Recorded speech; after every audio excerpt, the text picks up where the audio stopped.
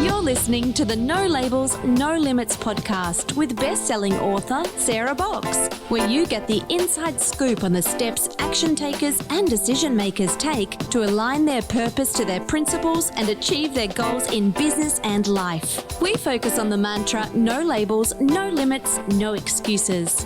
And now, without further ado, please welcome your commanding coach with plenty of chutzpah and heart, Sarah Boxx. Hey there, I'm Sarah. Welcome back to the No Labels, No Limits podcast. And if you joined us last week, you know that this past week and this episode are both solo casts. I recorded them in the same day, and I was hoping I could do both from outside in the fresh air. But as I mentioned last week when I began, the temperature out there was already 94, 95 degrees, and I knew I was on borrowed time before my computer and the fan said, too hot, get in the house. So that happened, and I have given the computer time to cool down, and here we are again. But I did decide to take a picture of what I would have been looking at. So that is my virtual background behind me of what I would have been looking at as the temperatures now continue to climb outside. I do miss the sound of the birds and the occasional truck or car going by and the breeze, but I'm happy to be inside where I am cooler, and so is all of my electronic equipment. I wanted first to point out something. Last week we talked about the weakest link and that quote that the chain is only as strong as its weakest link and what that means. And then different times we can make ourselves feel like we're the weakest link. It can be pointed out to us. Just some things to consider about what that means. I also think sometimes being the weakest link or having someone who you quote unquote consider to be the weakest link is a gift for us because it does make us slow down, makes us think about how we are doing things, saying things, communicating things that we could do a better job of, especially if it means we are going to leave someone behind unintentionally, which isn't to say that sometimes when you find yourself in a place and you're consistently not feeling like you're in the groove and you're meshing, it just might be time to expand and move on. But we're not talking about that today. I just wanted to let you know those were some further thoughts I had about that, and to leave you with this thought on the weakest link, and that is that any group's dependence is on the least powerful or successful within that group. It could be a small team, it could be an organization. But when we leave people behind, we lose their brilliance, the ability for them to contribute, and we miss their unique gifts. So whether we fall or rise and are successful as a team, we do it together. So think about that. Think about yourself in that role. Go back and listen to last week, and we're interested in hearing your thoughts on that. I want to shift gears and talk about the concept of transitions. Now, I'm wearing transition lenses right now. Since I've been outside, they're still a little yellow. They haven't come back to being clear. I'll probably switch them out here shortly for my regular computer glasses so that it's easier on my eyes. But the point I'm making is that as we go from one thing to the next thing, we often need time for transition, and we don't always allow it for ourselves. There's a number of reasons we do that. Partly is because we've packed our schedule, or, it's just one more thing. We can get this one more thing in before we do that thing. Oftentimes we have control of it. Sometimes we don't. I'm not saying we always have control, but the more intentional we can be about putting transition time in, the better we feel in our own bodies, right? So we're thinking holistically, mind, body, spirit. So I don't want my body to feel constantly rushed, get my cortisol and adrenaline up, because that has an effect on how my mind works, my fight or flight system. All of that's interconnected. So we're going to talk a bit about transitions. I've learned quite a bit. I was kind of laughing to myself. I have a lot of those conversations, if anybody can relate, where you're kind of thinking, you're talking to yourself. If the dog's in the room, that's great, because I can say I'm talking to him when I'm not. But when I took this job, this was back in the 90s. I took on a job. It was a big stretch job for me. It was an organization I was leading as the executive director. It had a budget 10 times larger than the organization I left. It had staff more than that larger. And it was in the process of growing quickly. And it had some staff that had been there a while who were super, super competent, knew way more about me, way more than I knew about that organization, and certainly had connections in the community that I did not have. So I'm sitting here trying to wrap my head around the finances, the board relations, governance, all of that. Where are we? Where are we going? How is that fitting in with, our contracts, all of that stuff. So any executive directors can totally relate to that. And I have a longtime staff member who totally loved this woman, so smart, totally different personality than me, right? So I'm there maybe a week, 2 weeks. I'm not sure how long I'd been there. It hadn't been that long. And I've got my door closed because I'm working on these numbers and thinking through stuff. And I hear this, "Hey, I need to talk to you." And I'm thinking, what? What? So I turn around. She goes, "We got to get some stuff squared away here." Now, knowing her as I came to know her, she was not being hostile or rude. She was being herself. And that's just how she communicated to everybody. They had this whole flow going on. I wasn't part of the flow yet. But I was kind of stand back, going, I'm looking at numbers and now I need to interact with a human, really interact, listen to what she's saying. And I realized, I thought, my adrenaline's up because I'm thinking, what if I don't know the answers? How am I going to respond? I wanted her to support me as a staff member because I'm their new ED and they loved their previous ED, all that stuff. And I was stunned. I just went, okay. I said, but here's how it's going to go down. This was not my best self. I said, let's make a plan for when we're going to talk, because I just cannot flip my switch that fast and pay attention to you. And I'm already kind of jazzed up here. She goes, I'm just communicating. I said, I get it. But I didn't have a transition to be ready for her. So I wasn't ready for her energy, her great ideas. I was just in another space, which was very small, numerical, kind of analytical. And here she was being expansive with great ideas. The two did not mesh. So I realized now that part of that was an issue of just an abrupt transition, personality style differences, communication differences. And I wished I had had that understanding. Then I would have laughed less than being so defensive. And I talked a little bit about that last week, about a defensive reaction. Not my best self, but I will tell you that I'm so glad that happened, because I was able to say, okay, here's what I need.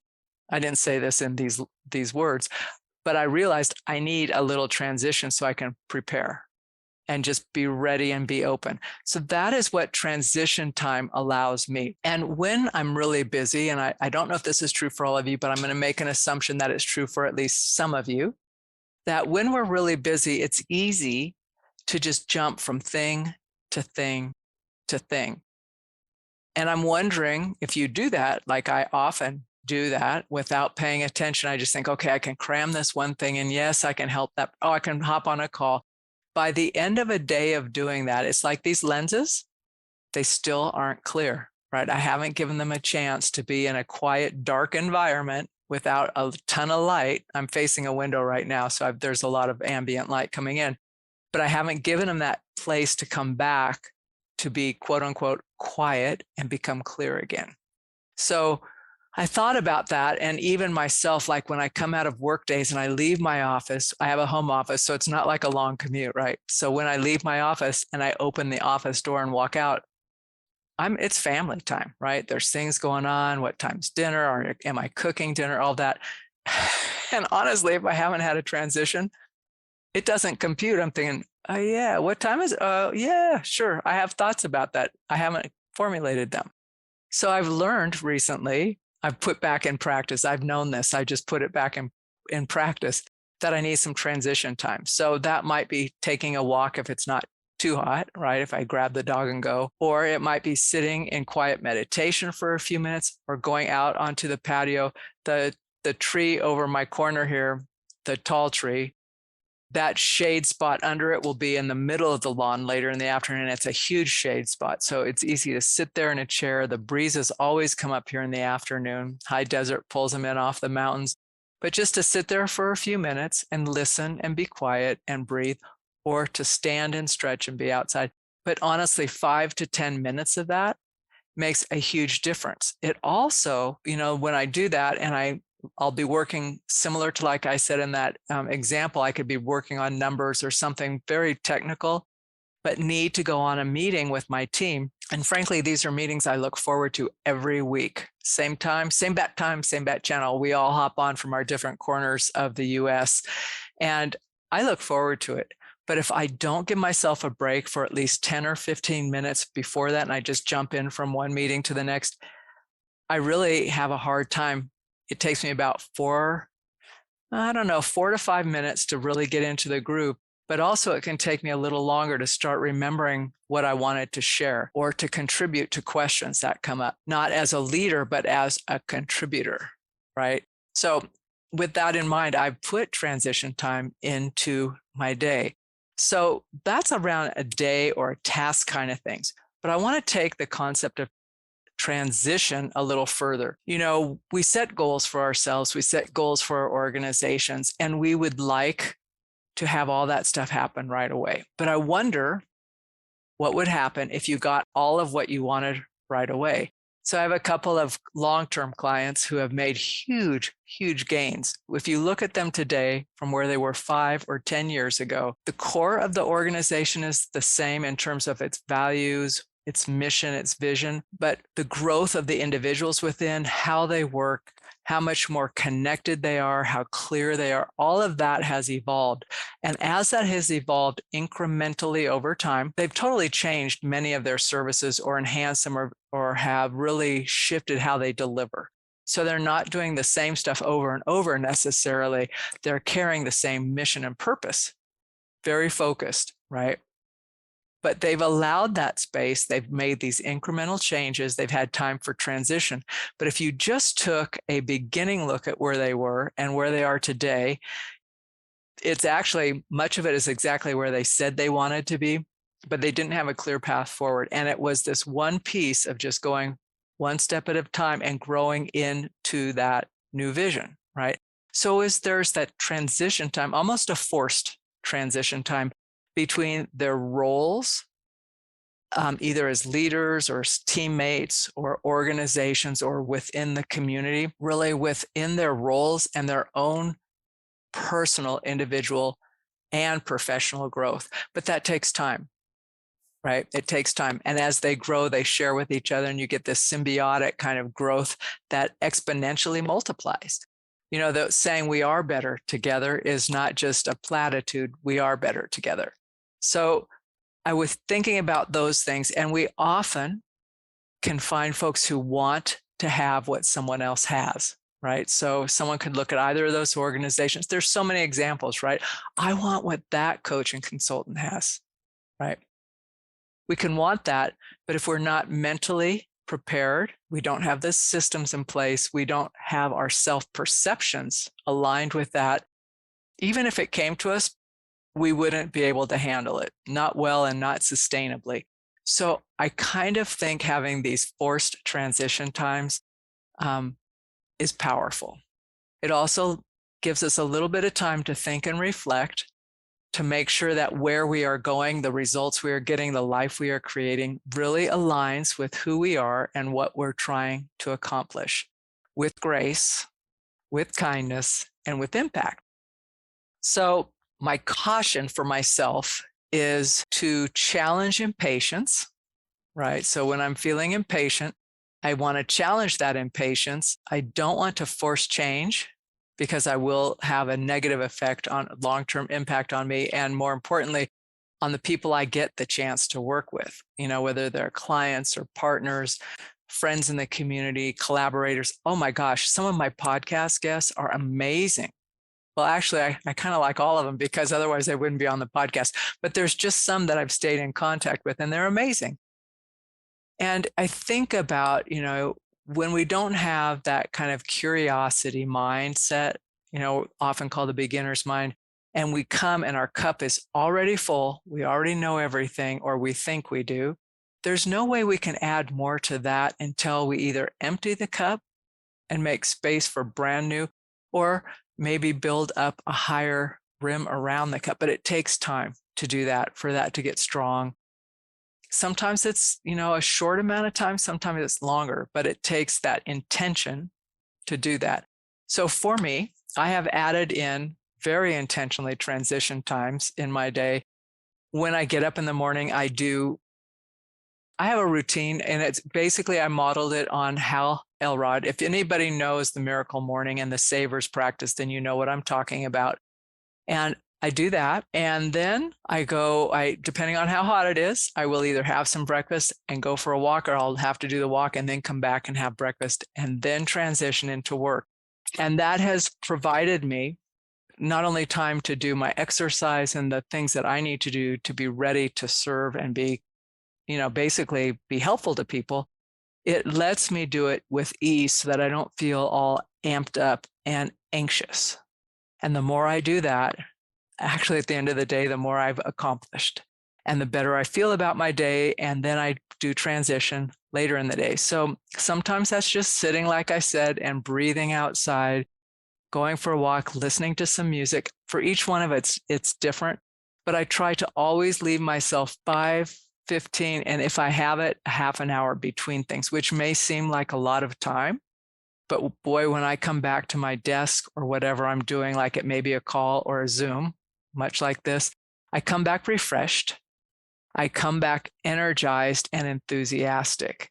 And if I'm not feeling those things and I don't have to come back, I won't come back, because I know this is the trick. I know that when you push, when it's gone, like when your energy and all of that is gone, I'm better off to take a little more time to rest and then revisit again. So I want to leave that thought with you.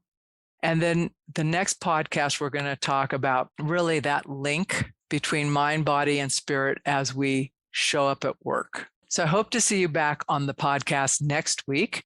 And until then, be kind to yourself. Remember, you've got transition lenses and clear lenses.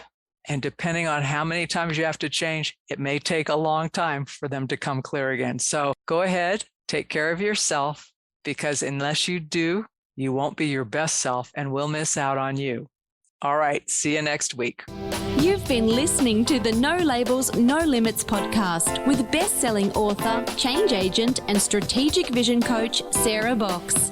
You can grab the show notes and find out how to work with Sarah at sarahboxx.com/No Labels, No Limits podcast. We'd love this podcast to reach as many people as possible. So please remember to rate, leave a 5-star review, and share the podcast with someone you think would get value from this conversation. Until next time, keep taking those daily action steps to align your purpose to your principles and achieve your goals in business and life.